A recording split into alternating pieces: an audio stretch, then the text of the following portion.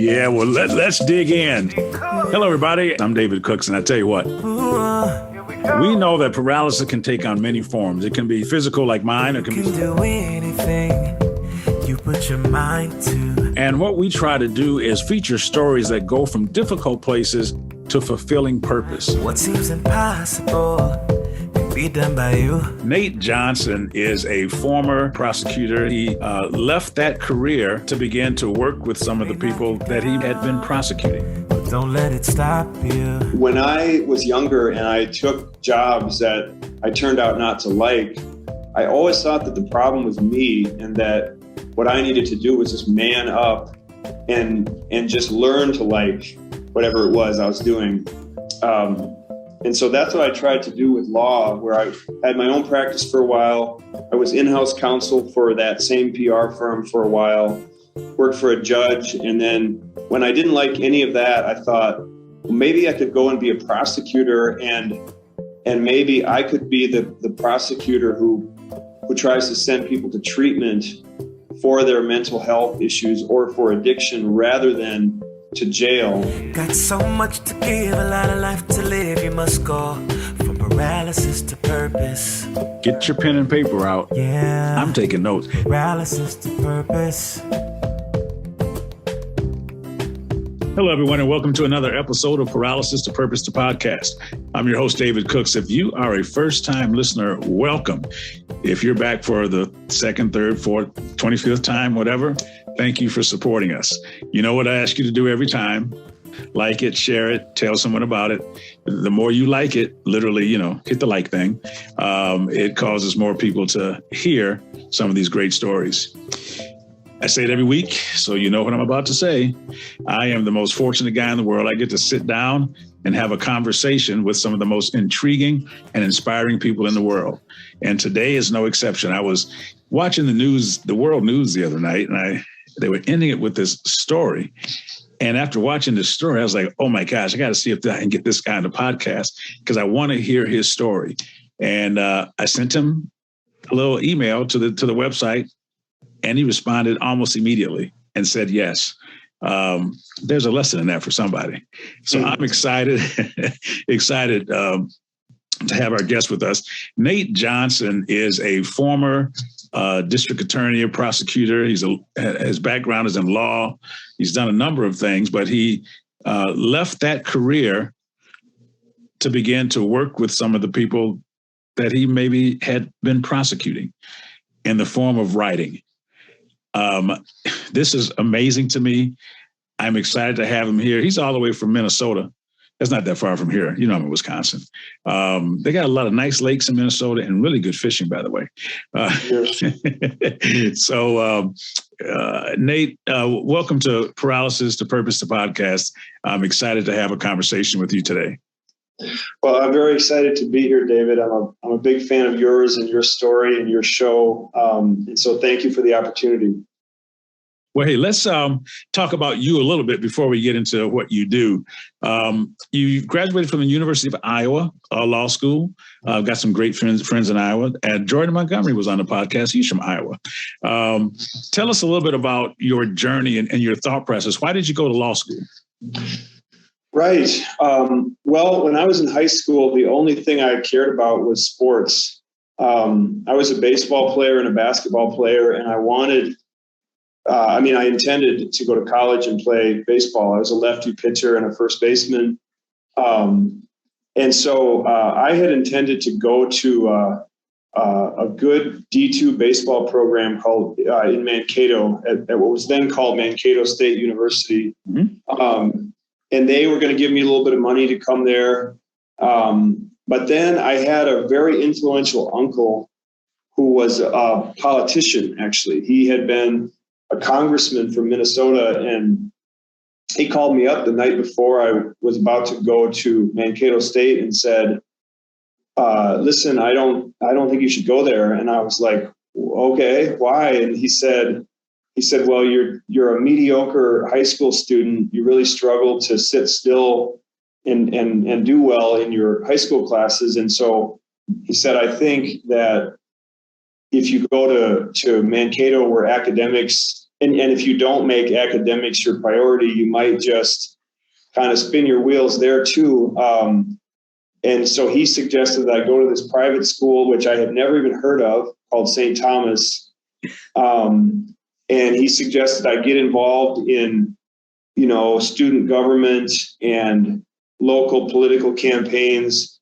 And this guy was my hero. And when I got to college, I started to get good grades because I was interested in the material. I was actually interested in what I was studying. And they don't make you sit there from 7:30 in the morning until whatever, if you play sports, you get there when it's dark and you go home when it's dark. That's right. And so then I basically just said, whatever you tell me to do, I'll do. And he said, well, you should go to law school if you want to get into politics. And so I did that, but I would not advise anybody who's listening to this to go into law school for such an abstract reason as that. Wow.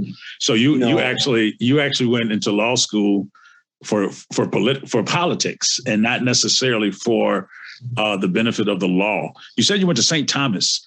Yes. I'm trying to remember. I had a player who actually played two guys that played basketball at St. Thomas. And they may have been there when you were there. We'll talk about that later. Late 90s, early 2000s. That was my era. Early 2000s, yeah. So so you went to St. Thomas. It's interesting. A couple of things you said here. Where did you grow up in Minnesota that you would not have known of St. Thomas? I mean, that's right. One of the, and there's something about that. There's a lot of times people assume that people have knowledge about things that are in their state or around the corner. How did you not know about St. Thomas?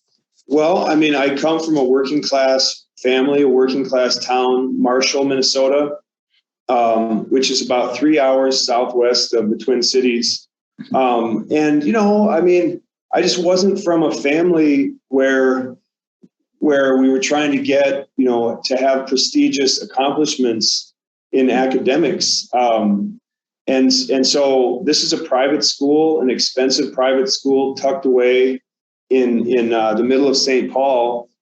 And so all I ever heard of was like the colleges with sports teams, Gophers and the Bulldogs. And, I didn't know about the expensive private schools. So you end up going to law school. And what was your focus in law? What were you focused in studying? Marijuana, smoking marijuana. Yeah.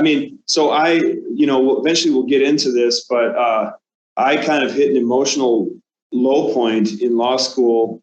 I had some family things happen that were pretty tough for me to handle. I didn't know about therapy at the time. I didn't really know about trying to talk to somebody about this. And so I had, some friends that gave me some pot, and I smoked it one day before class, and I didn't feel quite so anxious, didn't feel quite so depressed. And so little did I know I was going to kind of go into a little bit of a spiral. And I did graduate from law school, but I did not apply myself while I was there. I got the law degree, but I didn't really develop a focus, David. You touched on the surface a little bit about, some of the tragedy that you were experiencing then. Can you just unwrap a little bit of that for us? Because I think sometimes people don't understand that when things happen, one of the things you said, you didn't know you could get help. You didn't know there was you needed to talk to, that there was someone you could talk to, but a friend of yours gave you something and you were just trying to find relief. Could you talk a little bit about that struggle and that time and some of the circumstances around that? Yeah, I sure can. There are a couple of things going on. My parents went through a prolonged divorce, really from the time I was in junior high until I was in college. It was a marathon, and I didn't really understand the toll that was taking on me. And I didn't really understand that while that was going on, I was trying to make everything okay for everybody. And I never really figured out too much of who I was. And so when I got to law school, that's when both of my parents started to get into relationships with other people. Mom started seeing different guys. She was a single woman. And I just didn't, that was too much of that was a bridge too far for me emotionally to try to get comfortable with a stranger, in mom's townhouse. And also, I said I was involved in politics, but when I got to law school, I started to realize I really was not a politically conservative person at all. Mm-hmm. But that was the path I was on. And that's how I had sort of learned to talk and think. And so when I started to have questions about all of that, like how to process the family trauma and how to decide how to disappoint, my family and the political people I knew, when somebody gave me something to make me feel better, I just ran with it. I just thought, this is what I need to do right now. Wow. So you had some self-discovery. Once you were influenced by your uncle to go to St. Thomas, you still played baseball, which was a part of who you were, but the real you still had not discovered.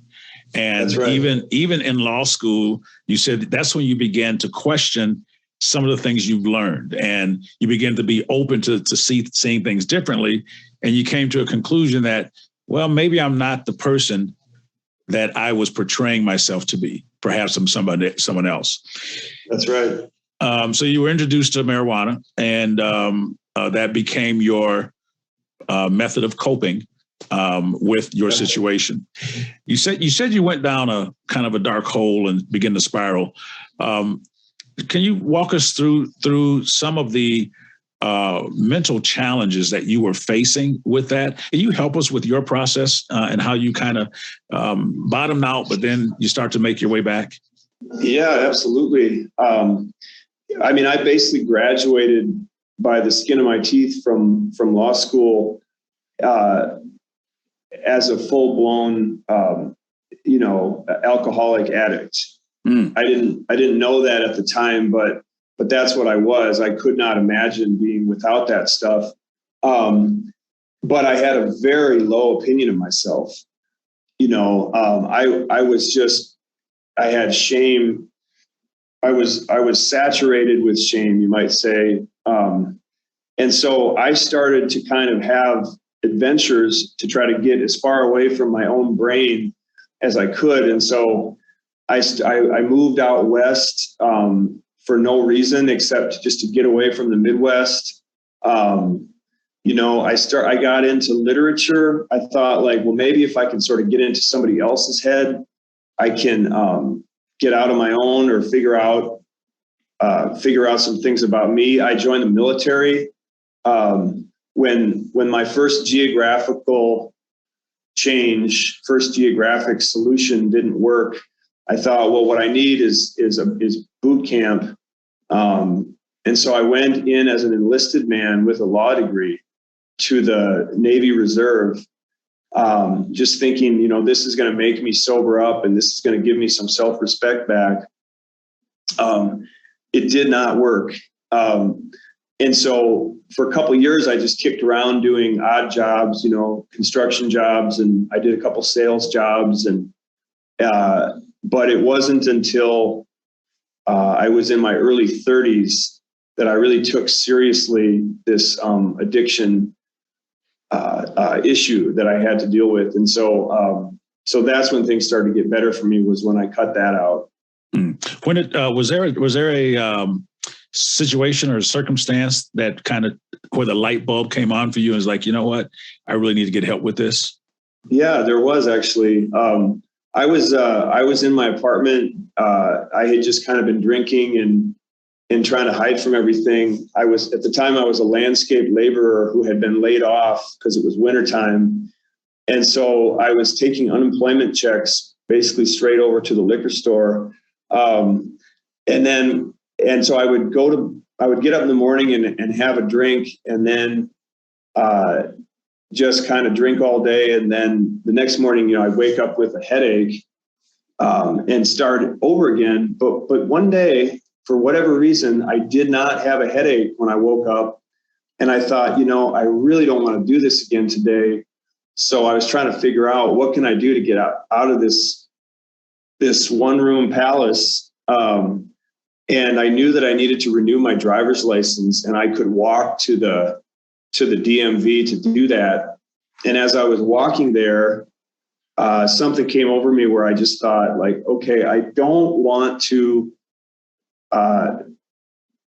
just want to disappear into thin air. I want to have a life, but I can't have a life if I don't really make a lifetime commitment toward recovery and sobriety.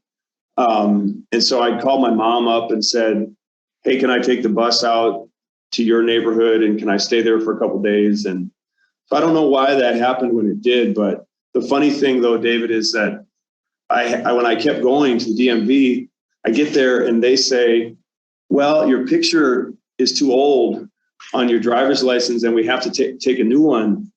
And so for my first 4 years of sobriety, the picture on my ID was captured the last time I had booze in my system, and I looked like the Unabomber, to be honest with you. So you make it back home to your mom, and it's always nice. We talk about perspective, perseverance, and partnerships here on Paralysis to Purpose, the podcast.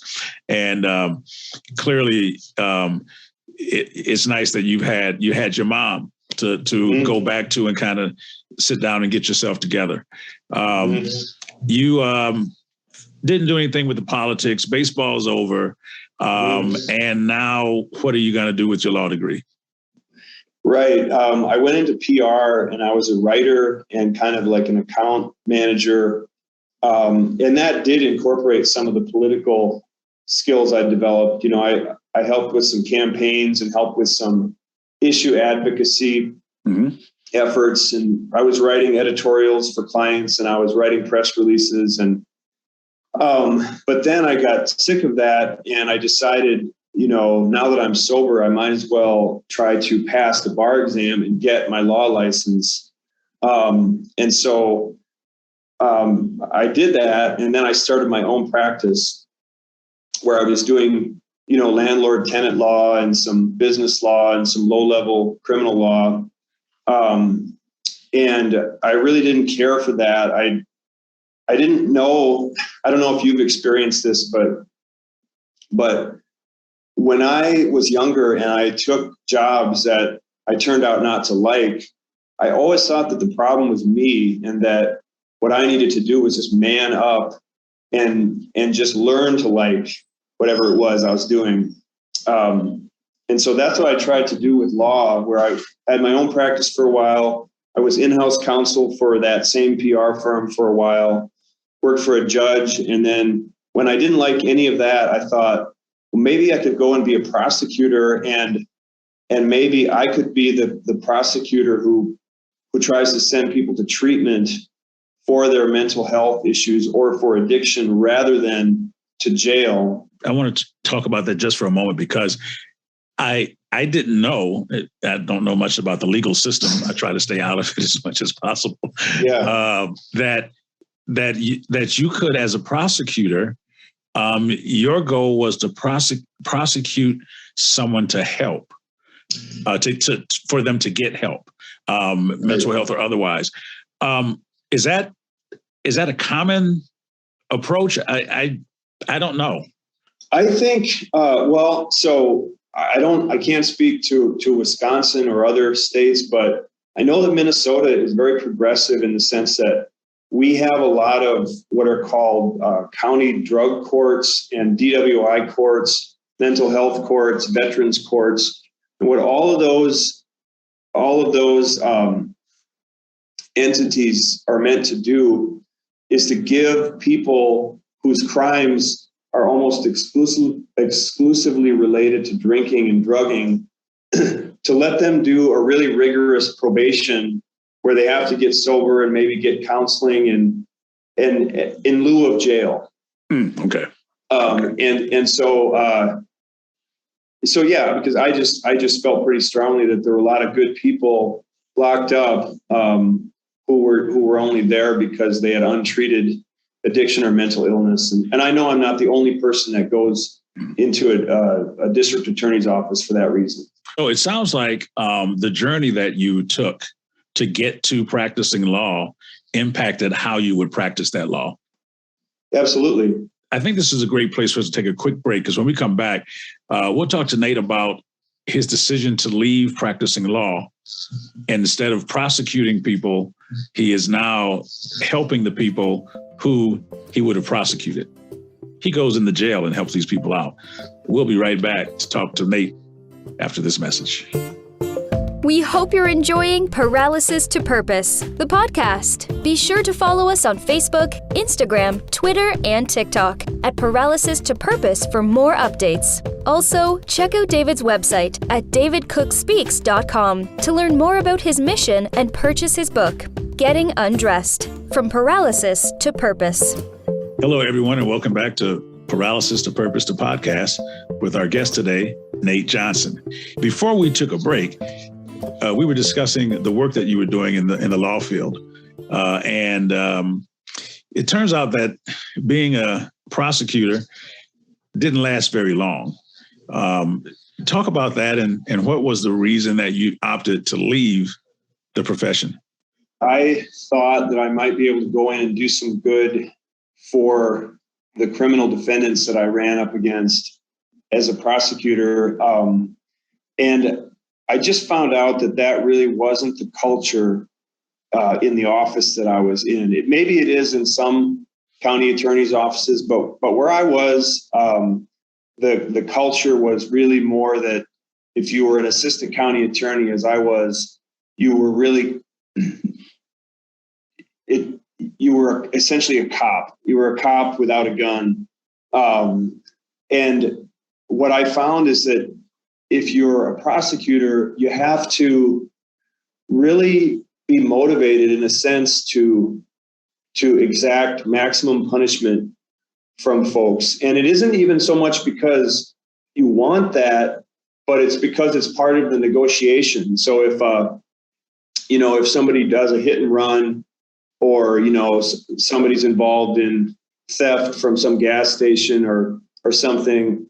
I remember one time I had a defendant who worked at a food and fuel or some kind of quickie mart, and she had been stealing money supposedly to pay for her kid's high school graduation party. So she was running this scheme where she stole $300, $400, $500 from the cash register where she worked. And my job, what I was put out there to do was to go and try to get her the maximum amount of retribution on behalf of the county. And this woman was already so broken, just at having been arrested.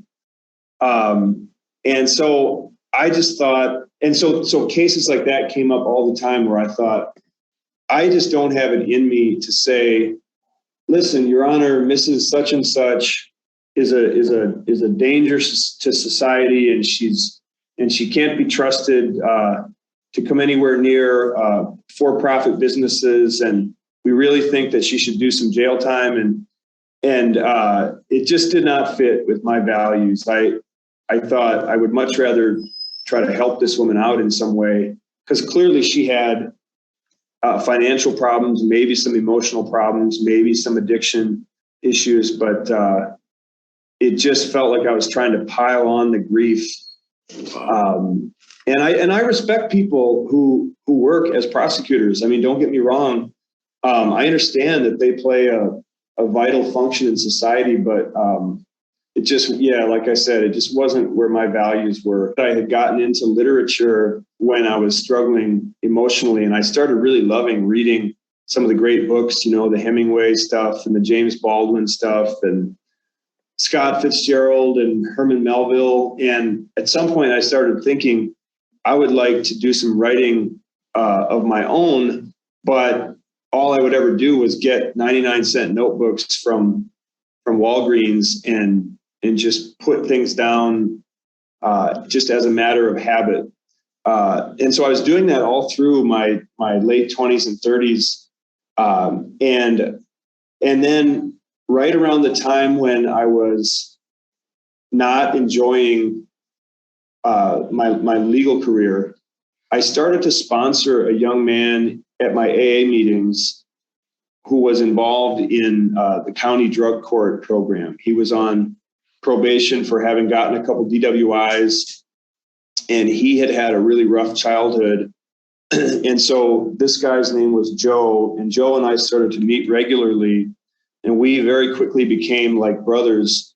If you go to our website at freeriders.org, you see a picture of Joe and me out at the George Floyd Memorial here in Minneapolis. And this guy really came along and changed my life because, we became tighter than I was with my own family. And he trusted me and I trusted him. And so I just decided, well, I don't know what to do for professionally, but I know that this isn't it. So I quit that job and moved back to Minneapolis, and I took a creative writing workshop just for fun, just to see, can I stretch out as a writer, as an artist, and is this something I can make a go of? And the first day of this seminar, David, they taught us this thing called free writing, where you start out with a random writing prompt, and then the instructor says, go. Like if you and I were to do one of these, we would just start writing, and the only rule would be that we don't stop writing. And then we would read out loud what we had written. So in addition to this being a great tool for writers, I found it to be highly therapeutic. I found that I was learning things from the page that I didn't know that I thought. So this writing exercise was therapeutic in that it was more self-discovery for you. Exactly. Because you were able to release some things mentally on a page. That's very interesting, because you never think about that in terms of what writing can do, because it really is the transfer of what's in your mind on a piece of paper. Wow. So you're hooked now. You're in this class and you're like, man, this is really good. When did you decide that you could take this into the prisons? I mean, and what were the steps to getting that done? Well, and this is where the gods or fate or the universe, whatever you believe, stepped in, because I'm sitting up here in Minneapolis, just writing all the time, enjoying the idea that maybe what I am at my core is a writer, more so than a baseball player, politician, lawyer. And meanwhile, Joe down in Mankato got in trouble. He violated the terms of his probation, and he got a 60-day jail sanction. And so I went down to see him in the jail, and I said, hey, I'm an attorney here to see Joe. And the fact that I had that attorney license got me deep into the facility. And when I was in there, I learned things that most people never learn about the county jail system, which is that these are supposed to be short-term facilities. And so they don't have any outdoor area for inmates to, you don't go outside. And not only that, you don't even get to look through a window to the outdoors. And so I don't know about you, but I'm somebody whose mood is affected by access to natural light. So I asked Joe, I was like, because he had been making nice progress in therapy, in sobriety. And now, here comes 60 days when he could lose all that progress. And so I asked him, when do you get to go outside and get some fresh air? And he said, we don't. And then I said, well, what kind of like mental stimulation, in terms of classroom programming is there? And he's like, Nate, we got the Jehovah's Witnesses coming through here once in a while. We've got a Narcotics Anonymous meeting where a fight broke out last night. And Joe was a bright guy. And so I just decided I got to find some way to help him stay sane for these 60 days. And so I taught him free writing. I just said, listen, Joe, I don't know if you're going to like this, but this has been helping me. And so I would go down there every Saturday and sit there, and we would free write, and we would read our stuff out loud to each other. and laugh and and we would have these heartfelt moments. And so at the end of his 60 days, David, I asked him, do you think the other guys in this pod, in this jail environment would like this too? And he said, hell yes. He said, a lot of these guys are very intelligent and creative and got nothing to do but sit around and be depressed. And so with that, the idea for free riders really was born, and so I approached the Hennepin County Sheriff in Minneapolis, where I was living, where I still live, and asked if I could try these classes in the jail downtown Minneapolis, and they let me try it. And right from the get-go, it was a hit. What's the most gratifying part of what you do now? I think the story about Joe is amazing in that you were so close to him, and he makes a mistake, but you didn't throw him out. You didn't throw him away. You went back for him, and then you didn't know how to help him other than to give him what helped you. And I think sometimes we make helping people so difficult. We think we need to find some big answer, and a lot of times it's whatever's in your hand. Just give it, and it helps. And all that you've done, what is most gratifying about free riding in the jail system now? There's so much I could say about this. I do this 4 days a week, and every single day there's somebody whose soul kind of gets woken up by the things that they put down on paper and share, and then by the applause that they usually get after they've read what they read. That happens almost every day. I would say when I was first getting started, one of the moments that made me think, this is something I'm going to do and try to scale it up, and make an organization, make a 501c3 nonprofit, was I was working in what was supposed to be one of the cell blocks where the more dangerous criminals were housed. This is where there's a lot of gang affiliation, and so I was doing a class. I think I had 4 or 5 guys in it, and this Hispanic gentleman was reading his free write, 10 minutes into class, and he was struggling with the English. So I was really trying to be protective of him and give him space to read.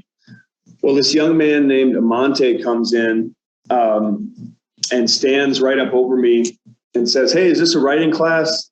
And I said, hold on. This man is reading his work. Just give us a second.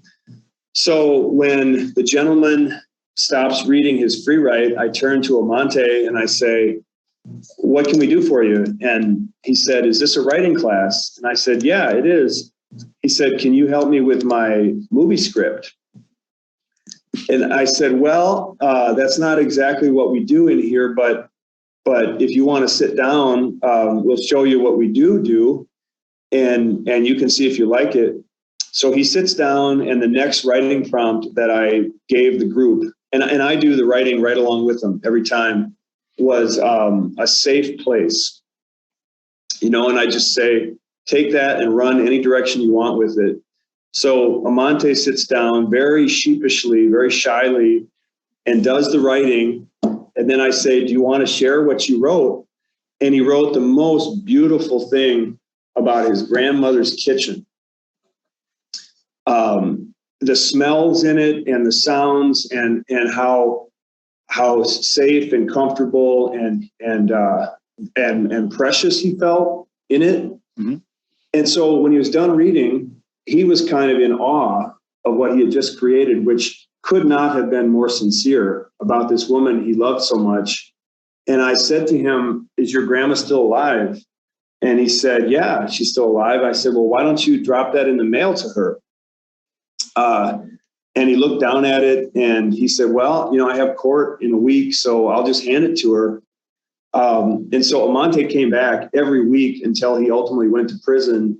But I could just see that he did not know that he was a talented guy. He had seen the worst of humanity in his life up to that point, and he just didn't know all the aptitudes and abilities that he was sitting on. And so to get to see somebody become aware, whether I am introducing them or reintroducing them to some of those things that they're good at, that's the buzz I get from it. That's the joy. I will speak for you, and you can tell me if I'm wrong. That's better than any high you ever had. That's right. That's right. I mean, that's right. That's something that alcohol and drugs it can't give you. That satisfaction of knowing that you actually helped to make someone else's life better. And that's how I describe servanthood. So the other thing you mentioned was how after someone would read and then everybody would clap and everything, there's a sense of community that you're creating with this class. How important is community, for the inmates, but also in your own life? Because you seem to be a guy that enjoys relationships and loves community. I do. I mean, so you're right. It's crucial, that sense of community in the jail, because when Joe was showing me around when he and I were sitting in the attorney-client room in the jail down in Mankato, I just kind of said, "So what's going on in here?" And he said, "Well, Nate, that table right there is the Latin Kings, and that's the skinheads. This is the gangster disciples, and here's the local DWI people." And he said, these people antagonize each other all day, every day. And he said it's hard not to pick up a new assault charge in the jail, because if you get into a scrape, even in self-defense, you can get slapped with a fresh charge that you have to face. And so what I've found in these free writers classes, what happens is that some people that might not like each other all that well and certainly don't know much about each other, they'll come in and we'll do some free write about, like, oh, I don't know, where I'm from, or 10 years ago or something like that. And then these people find out that they have some things in common, or they might find out that this guy that they don't like very well, was abused as a child, and they might all of a sudden empathize and think, maybe this guy is tough to get along with because he doesn't trust people. And so people leave these free writers classes without the same kind of hostilities that they had for somebody from a different group than when they came in. And you're right, I do love relationships, but I don't find them to be very easy. I'm not a master of trusting people either. And so what free writing has done for me, my girlfriend and I do it together all the time. And it's so much fun. We'll just pick some dumb prompt and then we'll do our 5-minute writing and we'll share it. And we get to say things to each other in a certain kind of way where you can be a little bit vulnerable. And so it's helped me with my relationships. Wow. Absolutely. So you create a safe space, a space where people can be vulnerable, transparent. I know when I wrote my book, Getting Undressed from Paralysis to Purpose, as I began to write the pages, I said, you know what, I need to be as transparent and vulnerable as possible. And it was for me and for the reader. And so I understand that. Looking at your website, you talked about there were 4 values, and you touched on them, but I just want to quickly go through them. One was self-expression, and you believe that everybody is creative and should have the ability to create that, because that helps with self-esteem, it helps with hope, and I think you said it inspires people for a better life. Potential. You probably see things. Well, let me ask it to you this way. Mm-hmm. When you are working with the inmates, what happens when they realize their potential? It's it's a momentous thing to watch. It's a beautiful thing to see, because you realize all of a sudden that they can see, I might be able to find something to do in this world other than what got me locked up in the first place. But it's also kind of a harrowing moment, David, because a lot of these men and women have so much that they have yet to overcome. Mm-hmm. And so I feel so grateful to be able to witness somebody who realizes, some of these people ought to be in graduate school and not in jail. I would love it if even one free rider student someday gets to sit up where the judge sits, and talk to a criminal defendant and say, I'm going to send you away for a year, and I know where you're going because I've been there, and you're going to make it out. That's what I hope to see. It's just the odds are very long if you're born into poverty and addiction. But it just gives me so much gratitude to see that somebody can realize, hey, listen, I might be able to go to community college when I get out. Wow. Something as simple as that many people frown upon and act like as though, you went to a community college, right. There's nothing wrong with that. It's a beginning of a new life. Clearly in what you've been talking about, the empathy aspect is clear. Yeah. And trying to understand where people come from so that you can help them.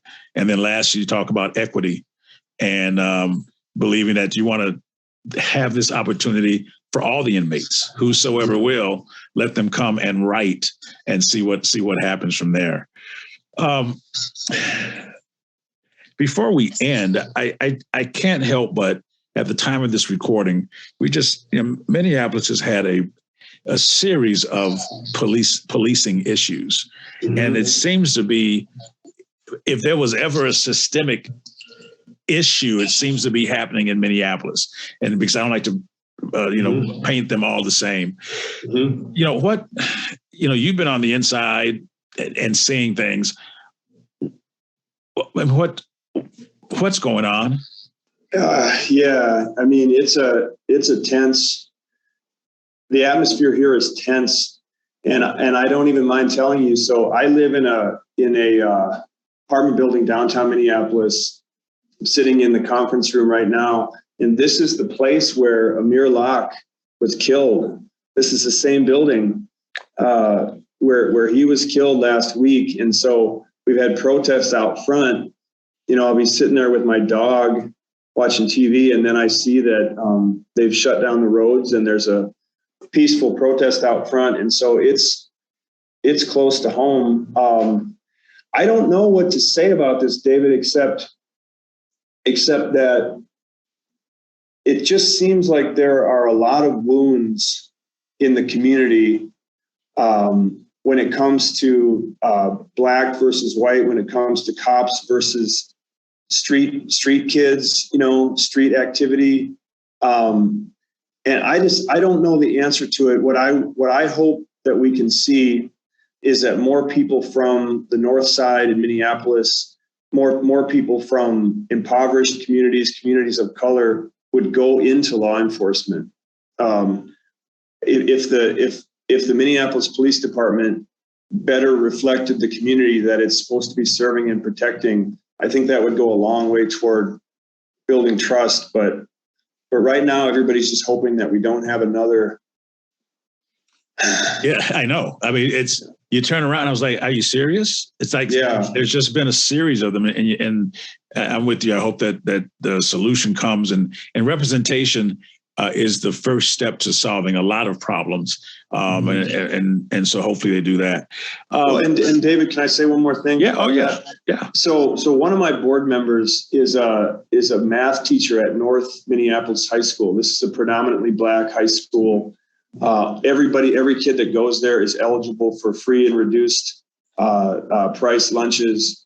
And what Justin, the math teacher, my buddy Justin Goldstein, has been doing is having his 10th grade math students, algebra students do free writes to kick off their classes, because these are kids who really feel the tension and the anger and the fear. And so he's such a great teacher that he's realized that if I give these kids the chance to vent some of these things, put it down on paper and share it, they'll be a whole lot better able to sit and focus on the algebra lesson. And so I was really glad to hear that we could help in that way. I'm going to ask you, as I do most guests, what the role of the three things that we talk about here, what they mean to you. Number one, how important is perspective? I think that when you have some life experiences and you're able to look honestly at those life experiences, at least in my case, I started to be able to, how should I say this? As I found my own way in life, I started to be able to look at things from a perspective that fit with who I was. It's very different, I think, if you look at a career or a relationship that you're in through somebody else's eyes who you want to please or measure up to. And I was making decisions based on my career and based on my personal life because I still had that shame from childhood. And so when I put together enough life experience and enough little moments of success, I really felt like I had a perspective on life where I could make decisions that fit me. Perseverance. What else is there? I mean, what else is there? I love it.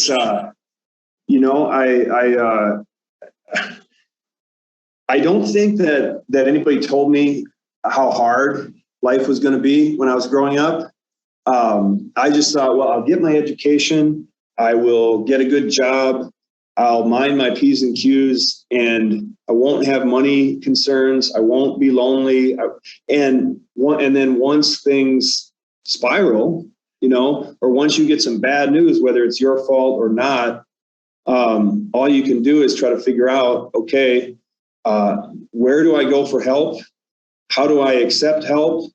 How do I incorporate these solutions into my life and build this and build my new habits into who I want to be? As perseverance. As long as there's time on the clock, you can change. The game is not over. And I believe that. And even if you only change for the last 10 minutes of your life, change it. Mm-hmm. Because it is change. Partnerships. What does partnerships mean to you? Partnerships mean adding value to the work that I'm trying to do. Partnerships mean education, information, perspective for me that help me do what I do better. I've had great partners in terms of some of the Hennepin County officials that I work with, Hennepin County Sheriff's Office. I've got local nonprofits that help me navigate what it means to be a startup nonprofit. I just find that, it's through the partnerships that we build in our personal and professional lives that kind of make it so that our education continues even after our formal education stops. Now I know you, now I'll probably hit you up for ideas from time to time, and I'll be smarter for it. That's what partnerships mean to me. How many days now has it been that you've been sober? 10 years. Love it. And you should be excited about that. Well, thank you. I am. Thank you, David. You should celebrate that and feel good about that. I know that it's an ongoing battle, but you're focused on what you're doing, and it's not a solution, but I do think that when you find purpose, and purpose is really filled with serving others. When you get out of yourself and take the lens off of your problems and put it on someone else's, I think that's therapeutic as well. So kudos to you. I think you are still on your road from paralysis to purpose, but I think you are very purposeful right now with the work that you do. If people wanted to get a hold of you, Nate, what is the best way for them to contact you or follow you on social media? What do you have? What they ought to do, David, thank you for the question. They ought to go to freewriters.org. That's freewriters.org. And you can get to our Facebook pages and you can get to me. You can contact me by phone or email. You can donate on our website. Anything you want to do to learn more or support us, you can do at freewriters.org. Any closing thoughts before I sign off here? I suppose the only other thing I'd like to say, David, is that I've been lucky enough with this Free Writers cause to be able to kind of appeal to people all over the political spectrum because, everybody's in favor of safer streets. And the thing about folks that are sitting in jail right now is that most of them get out. And so whether or not you care about the humanitarian cause of helping a person that's locked up, everybody has to understand that these folks are coming back into the community. And so the happier and more hopeful and more optimistic we can help them to feel, it's the better for all of us. And so that's why we've been able to have such broad support for what we're doing with Free Writers. Wow. Well said, my friend. Now, listen, we've got to try to get you connected with Damon West. He was on our podcast. He's he's got a foundation now called the Coffee Bean Foundation. And his desire is to get guys that are in prison who don't have serious crimes to become teachers in some of the hardest areas in the country. And he's working on that now. And I just, you know what? We'll see if we can make that connection. I'd love to talk to him. Yeah.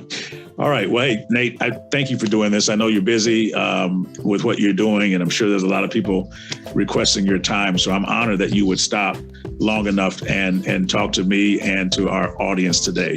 So it's been great. So until next time, this is David Cooks reminding you on Paralysis to Purpose, the podcast, that your ability to endure is always greater than your willingness to endure. You can do anything you put your mind to. Thanks for tuning in to Paralysis to Purpose. Don't forget to follow us on social media at Paralysis to Purpose on Facebook, Instagram, Twitter, and TikTok. To purchase his book, visit davidcookspeaks.com. Be sure to tune in next time for more inspiring conversations with David Cooks. And I think that it's really important to have this A team of people, A being that people that can hold you accountable and that also think from a place of abundance. But the team part, people that are transparent, people that are encouraging, people that are achieving things in their life, and people that are mentors to you. And so I believe like those partnerships, having people in your life that have those qualities. Next time on Paralysis to Purpose. We've got Desiree Colcroft with us today. And then from a mentorship perspective, someone that's more seasoned, someone that's like a peer mentor. And then how are we like digging into the lives of others, like really pouring into the lives of others so we can reciprocate that, like paying it forward. Paralysis to purpose.